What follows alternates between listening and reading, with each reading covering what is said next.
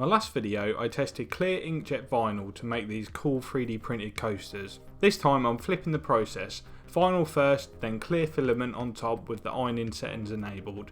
Let's see if it gives that glass smooth finish.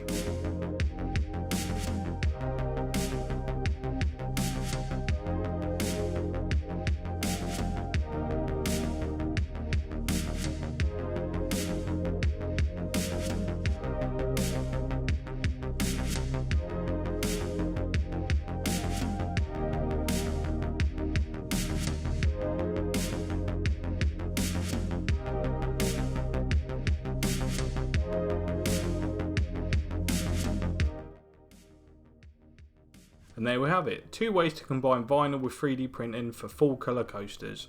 Which method do you think worked best? Or, if you have any other ideas for this technique, drop your ideas below.